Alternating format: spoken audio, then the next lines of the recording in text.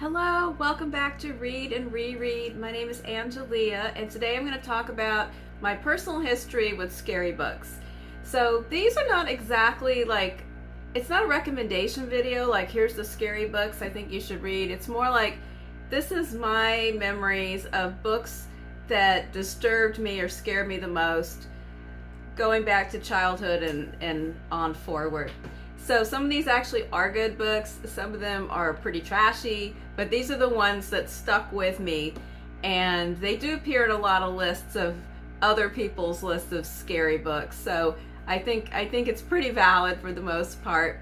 If you hear a loud humming, let's see if we can hear it. That is the air conditioner. It's decided to take on a new dimension of sound, and I have investigated it. I cannot determine where the buzzing is coming from, and it's only in this room, the room that I used to film in. The rest of the house, it sounds perfectly normal and it's working fine. So we will just have to abide with the buzzing sound because it's still like 90 degrees, which is also why I don't have any seasonal attire for my scary video. I searched high and low. I found an orange shirt. And like if you see just the beginning of it, you can imagine some kind of spooky motif. But if I come a little further, you will see, it's a possessed pig. Let's go with that. All right, so the scary books. All right, going all the way back to childhood. When I was a kid, like elementary school age, I loved to get a hold of the Reader's Digest and read the drama in real life. Did any of you read this? It was like a little excerpt that was in Reader's Digest, and it wasn't in every single time. So sometimes you would see on the front of the magazine, I'm going to put a picture up of one of a 70s era Reader's Digest, and you see like the entire table of contents is on the front of the magazine, and I would look for drama in real life. I don't even think we got these at our house. I think I would scope them out like in doctor's offices and stuff like that. But it was an excerpt of, I don't know if it was an excerpt of longer pieces or if that was the whole piece, but it would be some kind of a survival story, some kind of extreme horrible situation, like somebody is being attacked by a bear, or their car went off a cliff and they have to climb up a mountain and live for 3 days, with a broken leg, or it was just always some terrible circumstance, and then how the person survived. And those things freaked me out because it was all this stuff that would start out like an ordinary activity and then it would go horribly wrong. And so it just put into my head that at any moment you could be thrust into these horrible, gruesome life and death situations. But I couldn't stop reading them. Even though they bothered me and lingered with me, I still kept seeking them out. I just could not get away from them. So that's where it all started, was drama in real life. Because, the children's books that I was reading didn't have anything particularly horrific in them. It's kind of mildly spooky stuff. But that was, not meant for kids, but I loved to read it. So it began there. Then it progressed on into a series of reading adventures that were probably age inappropriate, but I lived a pretty marvelously uncensored childhood. So if I got a hold of it and I read it, my mom usually let it roll, with one exception that I'll talk about later on. So somewhere around in the early or mid 70s, I read Jaws by Peter Benchley. Jaws was published in 1974, and I guess I read it around the time that the movie came out, which maybe was a couple of years later. I want to say I was maybe like 9 or 10 when I read this. And this was there's an ongoing theme here where I read books that went with movies that I wasn't allowed to see. Somehow, parents have funny rules. Like somehow my parents thought the visuals would be too much, but I could just sit there and read it. And most of the time the books are like way more graphic and disturbing than the movie. But I did read this. And of course, then I was scared about, being eaten by sharks at the beach. We didn't go to the beach very much, so I was pretty safe. But, I still think about this. I live at a beach now. I still think about this every time I feel something touch my leg when I'm in the water at the beach. So I did read that. And this was also the era where when there was a movie, maybe the theater version was not suitable for kids, but then it would make its way onto television and be like, the Friday night movie, and then they'd edit out the worst parts, and then your parents would let you watch it. So I did eventually see Jaws and some of the sequels when it had been watered down a little bit for TV. All right, the next one was Alive, The Story of the Andes Survivors by Piers Paul Reed. Now this one bears a close resemblance to drama in real life. And so here we add the category of horrible things that can happen when you go on a plane ride. So this book was about a rugby team, and I don't know if they were in the 60s or 70s. The book came out in 1974, but this team was on a flight, and I don't remember exactly if it was like a chartered flight or if it was a regular airlines flight, but they were all on the flight. But anyway, the plane crashed in the Andes Mountains, and a bunch of people died. And they were out there, they were expecting to be rescued pretty soon. And so the people, they tried as best they could to help the survivors who were injured and to respectfully set aside the bodies of people who had died, and they froze in the snow. And rest of them were trying to survive and not be frostbitten and everything. But as time passed and they had nothing to eat, eventually a terrible solution occurred to them. And yeah, so that's all I'm going to say about that. But again, highly disturbing for a kid to think, well, I hope my plane doesn't crash and then we have to eat each other. So I read that, and, I don't know, I guess I have a lot of residual impacts from these terrible books. I don't know if that was a good book at all, or if it was just kind of a sensational account, but I know that I read it. All right, so some time passed. I know I read other things, but some books I read, they just kind of went into my head and right back out, and I haven't really thought about it much. But the next book I read was one of the ones that it is really in my top one. It's either my first or second place of all-time scary books. And the story about this book was that I kind of knew that my mom would not approve of me checking this book out from the library. And we would go to the library, and I would get a big stack of books, and she'd get a big stack of books, and we had, book bags and stuff like that. So I hid this one in the middle of my stack and managed to check it out and get it home without her knowledge. And I was about 12 or 13. And that was The Exorcist by William Peter Blatty. And The Exorcist was published in 1971. By the time I read this, the movie was out, and I was aware that it was a scary and shocking story, and that my mother might suggest that I wait and not read that until I was a little older. So I hid it and read it, and that one shook me, man. That thing, it starts out slow, and I thought, oh, this is boring, because it starts out, where there's like the priest, and he's in, I don't know what country he's in, and he finds, I can't even remember now. I know he finds some kind of little totem and things like that. But when it gets up to the part where it's in Georgetown and the little girl and the possession, and it's like way worse than the movie. The movie's bad enough, but it is way, way worse in the book. And I just read that thing secretly in my room. I guess I had some kind of cover story book that I was reading at the same time. And that one, and then when I saw the movie, I was like, this movie's kind of intense, but this is so easy to watch compared to the book. And reading about a girl my age and what she does and the things that happen in the book, that one really got me. And these are all books that I have never wanted to read again. Like no, I've seen that movie a couple times. Why I continue to disturb myself in this manner, I can't explain. And I did think about this book again the other day. We were on a road trip.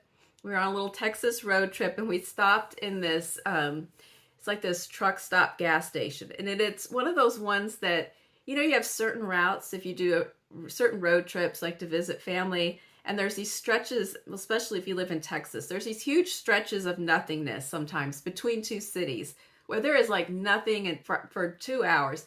And then there's like this one shining outpost. So we stopped at this place that we've stopped at before, and they had their Halloween decor out, and they had those, you know, life-size animated Halloween figures right in front of the bathroom. And I don't know if this one is a newly made one that's just like a retro idea, or if they have had this thing since the 70s, but I'm going to put a clip, and I made a little video of this, and it is an Exorcist decoration. I think the little character, the girl's character's name was Reagan, but this is Exorcist girl at the gas station. Here she is. So that just sort of, you know, brings it all back. So that was The Exorcist, and I do remember sitting and watching like the after school, not the kids after school movie, but they used to do these theme weeks of these movies that came on in the afternoon, and when they had scary week, sometimes they put in The Exorcist. So there she is. Around the same time, I also read Rosemary's Baby by Ira Levin, and that book was published in 1968, but I did not read it then because I was just a wee child. But I read it, I don't know, around that same time, like middle school age. And again, I read it, and then I saw the movie on TV. And in this case, I think the movie really sticks with me more than the book. I do remember thinking that the book and the movie kind of were pretty close together. But of course, this is the tale of a young wife who is expecting a baby, and she lives in what seems to be a rather charming apartment building in New York City with some eccentric but kindly older neighbors, and her husband, who is an aspiring actor, and he's a little older than her, and he's had trouble kind of getting his career off the ground. But then somewhat magically, he starts to have all kinds of wonderful opportunities that coincide with her pregnancy, which she later finds is because he has made a very unholy deal. So the book is creepy, the movie is creepy, and you know, all of these books that I'm talking about have been made into films, except the last one, which I'll get to. And most of them have had multiple movies and remakes. So I know that the original Jaws, the original Exorcist, the original Rosemary's Baby, those all are kind of standout classics. And then some of the sequels and remakes have not held up or fared as well. But those ones all were pretty memorable movies. All right, so then we're rolling along. Now I reach adulthood, and I'm more selective in my reading, but I still manage to read horrible material once in a while. So Pet Sematary by Stephen King was published in 1983. I've read a lot of Stephen King books. I went through the early phase where I read, you know, The Dead Zone and The Shining and Carrie and all those, and they were scary books, but they didn't disturb me. Pet Sematary really bothered me, and it set off a multi-decade avoidance of Stephen King. I went through a Stephen King boycott of many years after that because I just did not know what he was going to pull out of his hat next. But Pet Sematary, and even it's funny because I read an interview with him not that long ago where he actually says he was under some kind of deadline pressure to produce this book, and he himself feels that he went too far in the storyline. But that hasn't stopped them from making a movie and a sequel to the movie. But anyway, Pet Sematary delves into the territory of a cemetery where the thing that you bury is kind of rejuvenated. It comes back from the dead, but not really like you would want. And of course, the buzz line in this movie and book is sometimes dead is better. And unfortunately, that is true in Pet Sematary. And it just, I don't know, the whole thing, if you've read it, I don't want to do spoilers if you might read it someday, but just the things that happen and who comes back, and I just no, I just can't. So I don't want to see the movie. I don't want to really think about this book, but it has to be on the list because it messed with my head. So that was Pet Sematary by Stephen King. Now the next one, it was really good, but it is up there. It's like tied with The Exorcist for what I don't know, Pet Sematary, maybe there's a three-way tie. But so the next one is Red Dragon by Thomas Harris. And this is the only Thomas Harris book that I have read. But I have a couple of stories about Thomas Harris stories. That didn't come out right. I have a couple stories about stories. Okay. So Red Dragon was published in 1981. I think that I read it, I don't know, early 90s, maybe 10 years later. I didn't read it when it came out. In fact, I saw the earlier movie adaptation of it before I ever read it, which was Manhunter, which was in the mid or late 80s. And Manhunter is actually a pretty good adaptation of this book. There's a later adaptation of it that's called Red Dragon, and it didn't get very good reviews, but Manhunter was actually a good movie. It took some liberties and left some things out or changed some things, but it was pretty good for an 80s movie. But Red Dragon is the source material. It's also the first book that Hannibal Lecter appears in. And he is in prison in the book, just as he is in Silence of the Lambs. And there is an investigator or detective that goes and consults with him about a case that is occurring in Red Dragon. And it is it's scary, it's gross, it's action-packed. And I read it, my husband read it, and he read it alone when he was on a trip one time. And so he completely freaked himself out reading it alone at night in a room.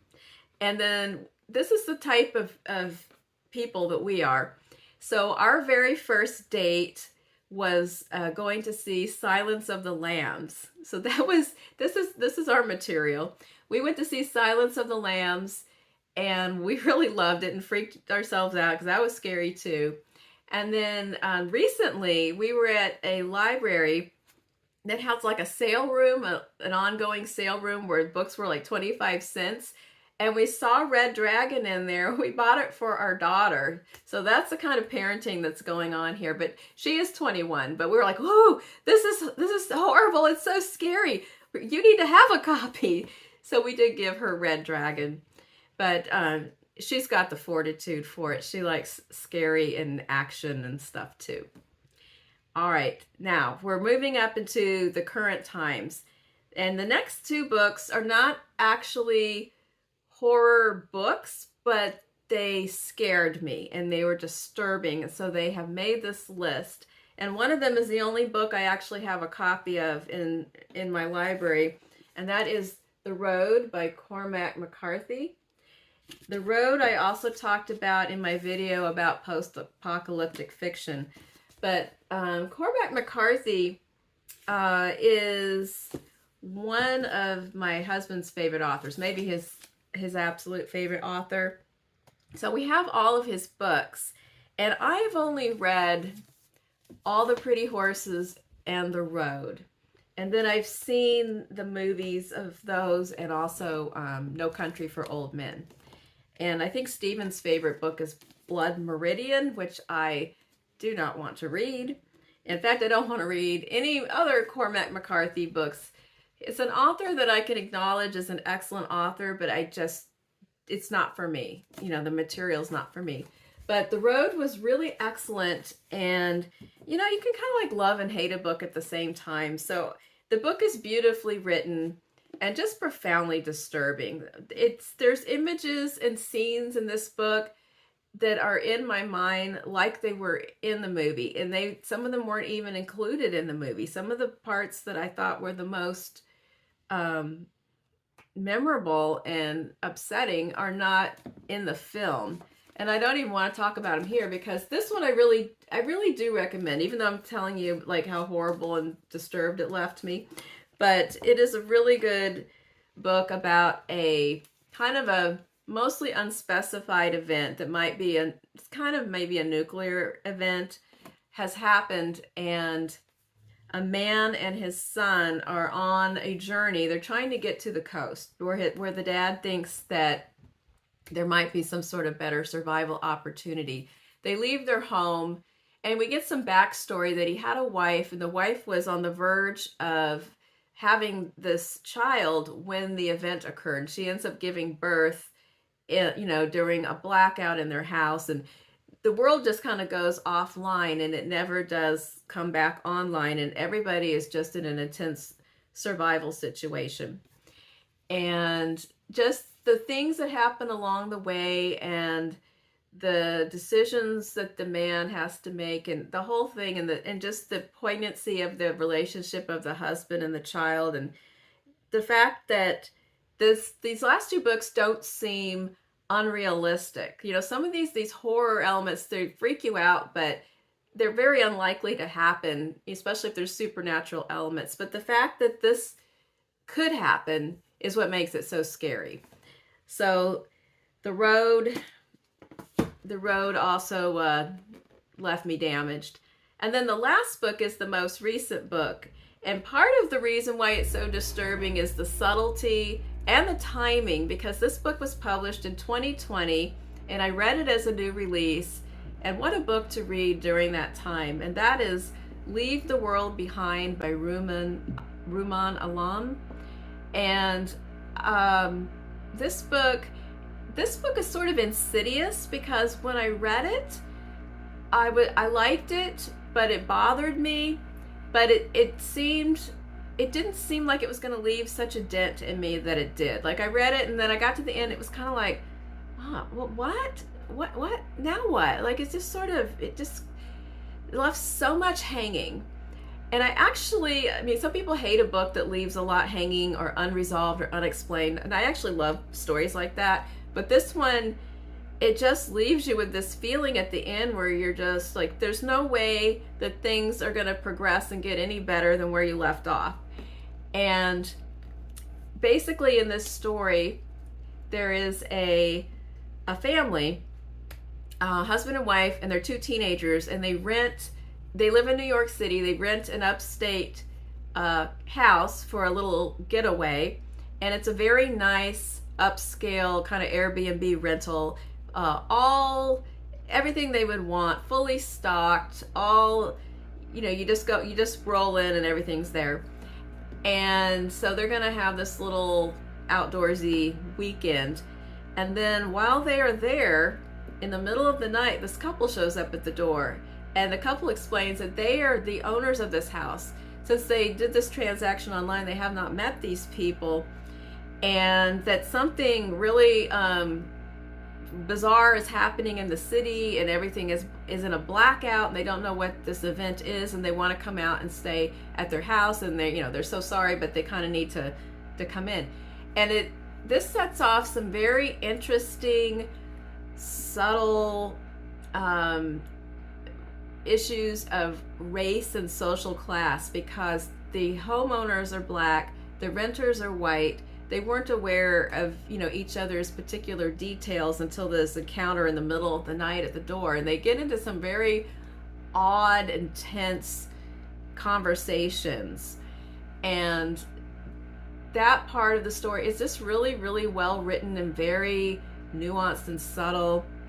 And then it gets into some weird events where we don't really ever know exactly what happened, but it appears to be perhaps nuclear in some manner, radiation. There's some stuff that begins to happen, and we only ever get little teeny bits and hints. And it's just about, what if you just get cut off from all information, but something's really wrong, and the tension builds slowly and subtly, and it just leaves you kind of unhinged and uneasy, and then it just sort of stops. It's a book that you get a piece of what's happening and then it stops. Now, this is the only one that does not yet have a movie, but I did read that one is in production, that Barack Obama's production company, I guess, bought the rights. Netflix is working on a movie. Right now they're saying that Julia Roberts, Ethan Hawke, and Mahershala Ali are going to be in it. I don't know if that's like set in stone or just, I don't know how far along it is, or I don't know if it's going to be a movie or have episodes, but it'll be interesting to see how they put this together because it's so subtle. I know I said that about four times, but it's not an action-packed. It's slow. Just a little bit happens. So I'm not sure how that's going to translate into film. It could be like really, really excellent, or it could be kind of boring. So I don't know what will happen. We'll have to wait and see. But that is my roundup. I think that was 8 or 9 or 10 books and one kind of magazine source that has shaped me as far as scary material. So I hope that you enjoy that. Let me know in the comments what books have scared you. Was it any of these or some different ones? I'm going to do another video about books with ghosts that are actually like good books that I recommend. But this is my finale on books that have scared me through my life. And I don't know what's around the corner or what's going to happen next. It's usually, some of these were on purpose and some were accidental. So we shall see, but I'm sure I'm going to be scared yet again. I hope you're having a great day. Please like and subscribe if you found this video to be a good time, and I will see you again soon. Thanks. Bye-bye.